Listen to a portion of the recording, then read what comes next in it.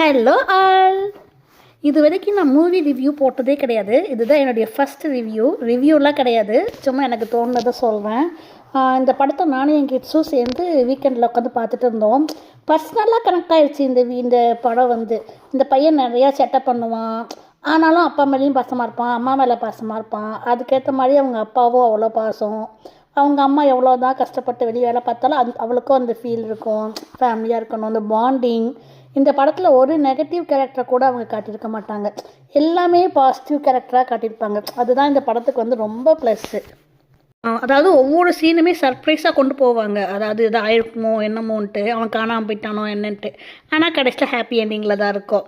அது ஒரு எவ்வளோ ஃபீல் பண்ணாலும் ஃபேமிலிக்காக சிரிச்சுக்கிட்டே அவங்க டான்ஸ் ஆடிட்டு பையன் என்ன கேட்டாலும் ஆசைப்பட்டு செஞ்சுட்டு, அவங்க மிடில் கிளாஸ் தான், லோன் கட்டாமல் ஓடலாம் செய்வாங்க. ஆனால் கிட்ஸுக்காக 4000 5000 செலவு பண்ணி வாங்குவாங்க.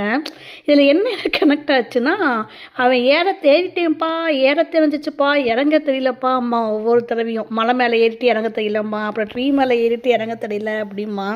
நாங்கள் ரீசெண்டாக இப்போ பீச் போயிருந்தோம். அங்கே இப்படி தான் ஒரு மரத்தில் என் பொண்ணும் பையனும் மரத்தில் ஏறிட்டு இருந்தாங்க. என் பொண்ணு சலசலன்னு ஏறி போய் டாப்பில் உக்காந்துட்டா. ஆனால் லிஷாந்து இந்த படத்தை பார்த்த எஃபெக்டாக என்னன்னு தெரியல, ஏறான், திருப்பி என்கிட்ட கேட்குறான், அம்மா நான் ஏறிட்டு இறங்க தெரியலன்னு சொன்னால் நீ அவனை மாதிரி சிரிச்சுக்கிட்டே மேலே ஏறி என்னை இறக்கி விடுவியா? அதாவது நான் மரத்து மேலே ஏறி அவனை இறக்கி விடணுமா அப்படின்ட்டு. நான்லாம் வரமாட்டேன்டா லிஷான், உன்னால் முடிஞ்சால் நீயே இறங்கிக்கோ, இல்லாட்டி மேலேருந்து குதிச்சுக்கோ அப்படின்ட்டு நான் பாய் அப்படின்ட்டு நான் நடந்துட்டேன்.